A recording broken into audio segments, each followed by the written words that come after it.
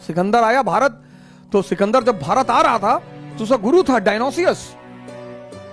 तो जब हम विदेश जाते हैं, जैसे पहली बार मैं ही बाहर गया, कंट्री के बाहर गया, तो मैंने लोगों को फोन किया, जो हमारे रिश्तेदार हैं, दोस्त हैं, मैंने उनको फोन किया कि हाँ भैया, मनोज भैया, हाँ वैसे बाहर जा रहे थे तो कुछ मंगाना है तो बताओ। तो अब वो पूछेंगे ही कि कहां जा रहे हो, तो हमने कहा ऐसे ही अमेरिका जा रहे थे। अच्छा अमेरिका जा दो भैया, हाँ हाँ हाँ अमेरिका जा। अब सीधे कह नहीं सकते ना फोन करके कि भैया अमेरिका जा रहे हैं, लेकिन खुशी बहुत है कि अमेरिका जा रहे हैं। अब उसे बताना है कि अमेरिका जा रहे हैं, तो कह रहे भैया अमेरिका जा रहे हैं तो कुछ मंगाना हो। अब लाएंगे तो वैसे भी कुछ नहीं हम, लेकिन कैसे बताएं लोगों को कि अमेरिका जा रहे हैं। तो सिकंदर भी भारत की तरफ आ रहा था, पूरब की तरफ, तो गया डायनोसियस। डायनोसियस उसका आध्यात्मिक गुरु है। तो कहा गुरुदेव पूरब की तरफ जा रहे हैं, भारत की तरफ, कुछ लाना है? बोले यार कुछ लाना वाना नहीं है, हट जाओ सामने से, धूप आ रही है। तो 18 साल का लड़का जिद में आ गया कि नहीं बताओ कुछ लाना है कि नहीं। बोले यार लाना तो है। बोले क्या लाना है? बोले एक सन्यासी ले आना भारत से। कहा ठीक है। आया भारत आया। जब वो लौटने लगा पोरस से युद्ध के बाद, तो उसे याद आया कि यार गुरुदेव ने तो सन्यासी मंगवाया। तो उसने कहा हाँ। तो उसने अपने सेनापति नियार्कस को बुलाया, कहा ऐसा करो एक सन्यासी पकड़ लाओ, जाओ उठा लाओ किसी को। नियार्कस गया और एक बहुत फेमस सन्यासी थे उस समय के, दंडन सन्यासी। मैं बताऊंगा ये 1991 की शिक्षा ने कितना अपराध किया हमारे साथ। सन्यासी, आज हमारे देश के लोग सन्यासी शब्द से या तो डरते हैं या नफरत करते हैं। मेरे बड़े सारे स्टूडेंट हैं, हमसे कहते हैं सर हम जब ध्यान करने बैठते हैं तो मम्मी पापा डांटते हैं कि सन्यासी बनने जा रहा है, पहले आईएएस बनो। सन्यासी मतलब जागृत, सन्यासी मतलब भगोड़ा नहीं होता। अगर आपके बच्चे ध्यान कर रहे हैं तो करने दीजिए सर। बड़ा प्यारा वर्ड है जागृत। राजा जनक जागृत है और राजा है। सर मन को तो कोई भी जीते ना। आप आईएएस हैं और आपने अपना मन जीत रखा है तो आप एक बहुत सफल आईएएस अधिकारी रहेंगे। आप राजा हैं, आपने अपना मन जीत रखा है तो आप अपने लिए कुछ नहीं करेंगे जीवन में, प्रजा के लिए करेंगे। इसीलिए तो भारत राम जैसे लोगों के राजा के रूप में देखता है, श्री राम।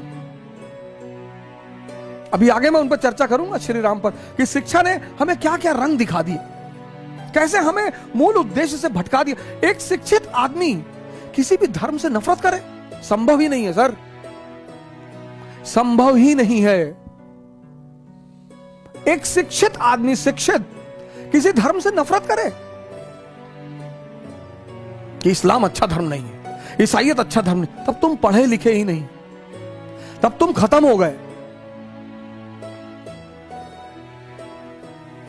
अगर उच्च शिक्षा लेने के बाद भी किसी को यह समझ में नहीं आया कि भगवान एक है, ईश्वर एक है, धर्म का रोल क्या है, सर उसकी शिक्षा खत्म। उसकी शिक्षा का कोई मूल्य नहीं है सर, बेकार है सर। उसको अपनी सारी डिग्रियों को जला देना चाहिए। धर्मों में कोई मतभेद नहीं है, इस्लाम, हिंदुइज्म, क्रिश्चियनिटी, सिखिज्म, इनमें कोई मतभेद नहीं है सर। मतभेद है मानने वालों में, क्योंकि इनको दिशा कौन देता है? पुरोहित। और 98% पुरोहितों को कुछ भी नहीं पता, चाहे वो किसी भी धर्म के हो। मैं किसी का नाम नहीं लूंगा, ना मैं किसी हिंदू पुरोहित का नाम लूंगा, ना मैं किसी मुसलमान पुरोहित को नाम लूंगा, लेकिन कभी कभी जब मैं इन पुरोहितों को सुनता हूं तो मुझे बड़ी, और ऐसे ऐसे पुरोहित हैं, मुसलमान पुरोहित, हिंदू पुरोहित, जिनको लाखों लोग सुनते हैं सर, और वो इतनी उल्टी सीधी बातें उनको बताते हैं, इतनी उल्टी सीधी भरमाते हैं उनको। ये पुरोहित, संत की बात मैं नहीं कर रहा हूं, संत एक दूसरी धारा है सर। मैं पुरोहितों की बात कर रहा हूं, वो किसी भी धर्म के हैं। 98% ये तोते हैं, रटे हुए लोग हैं। संत तो कबीर जैसा होगा, पढ़ा भले ना हो लेकिन समझदारी बहुत बड़ी होगी। कंकड़ पत्थर जोड़ के मस्जिद लियो बनाए और ताचड़ मुल्ला बांग दे का बहरा भयो खुदाए, किसी ने कुछ नहीं कहा उन्हें। सन्यासी तो बहुत बड़ी चीज है इस देश की सर। कोई जरूरी नहीं कि सन्यासी गेरुआ पहनेगा, जीन्स भी पहन सकता है सर, टी शर्ट भी पहन सकता है, रेबैन का चश्मा भी लगा सकता है। ये तो हमारे देश के जो भगोड़े थे उन्होंने गेरुआ बना लिया। गेरुआ पहनने से उनको थोड़ा सम्मान मिल गया कि बाबा जी जा रहे हैं, किसी ने चाय पिला दिया, किसी ने खाना खिला दिया। सन्यासी बहुत बड़ी चीज है सर। अगर आपके बच्चे ध्यान कर रहे हैं, आपके घर में कोई ध्यान कर रहा है, सर उसे डांटिए मत, मारिए मत सर, उसे डिमोरलाइज मत करिए। सिकंदर को मिल गया दंडिन, नियार्कस, वो गया बाहर, उसे वही मिल गए गेरुआ पहने हुए। उसको लगा ये है सन्यासी। उसने दंडिन से कहा कि सिकंदर भाई ने बुलाया है। बोले सिकंदर भाई ये कौन है? अरे बोले उसने तलवार पे हाथ रखा। अरे दंडिन ने कहा ये सब खिलौने बाजार में बहुत मिलते हैं और दुनिया में दो ही भाई हैं, एक ऊपर वाला दूसरा मैं, और किसी का नाम मत लेना मेरे सामने, नहीं तो चप्पल निकाल के इतना मारूंगा तुमको। नियार्कस को बड़ा अजीब लगा कि ये कौन आदमी है यार। नियार्कस ने आके कहा सिकंदर से कि यार बड़ी अजीब चीज हो गई आज। बोले क्या? बोले आपका नाम जिसके भी सामने लिया वो कांपने लगा।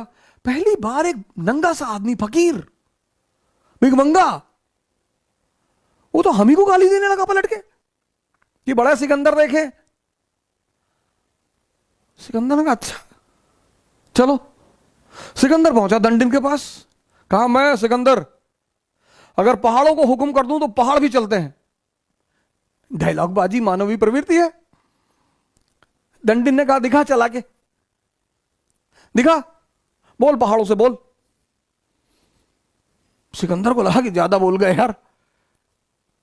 सिकंदर ने कहा कि बाबा जी टुकड़े टुकड़े कट डालेंगे? बोले हाँ कट डाल, मना किया क्या तुझे? तब सिकंदर ने हाथ जोड़ा, कहा बाबा जी हमारे साथ चले चलते, हमारे गुरु ने एक सन्यासी मंगाया, हमको काहे पचड़े में डाल रहे, हमारे साथ चले चले, जो पैसा रुपया बोलेंगे हम देंगे। बोले पैसा रुपया नहीं चाहिए, मेरे सवाल का जवाब दे दे सिकंदर, चलूंगा तेरे साथ। कहा बाबा जी पूछो। कहा मान ले तुम परोस्थल में फंस गया और तुझे एक गिलास पानी की जरूरत है।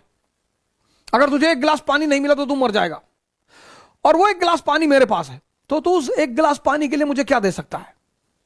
सिकंदर ने कहा सरकार आधा राज्य दे दूंगा। बोलेगा मैं तब भी ना दूं तो? बोले सरकार पूरा राज्य दे दूंगा। बोले सोच सिकंदर, तेरे पूरे राज्य की कीमत एक गिलास पानी से ज्यादा नहीं है। तू क्यों मर रहा था पिछले 10 साल से? इसीलिए मां बाप थोड़ा सा डरते हैं सन्यासियों के पास जाने में, कि कहीं दंडिन जैसा कोई मिलकर उल्टा सीधा ना समझा दे कि संसार माया है। और सिकंदर उस बात को सोचने लगा कि हाँ यार मेरे साम्राज्य की कीमत तो एक गिलास पानी से ज्यादा है ही नहीं, बुखार से मर गया। पश्चिम ने हमारे संतों के प्रति ऐसी साजिश खेल रखी है ना, जिसने भी इस धारा को जिंदा करने की जो कोशिश कर रहा है,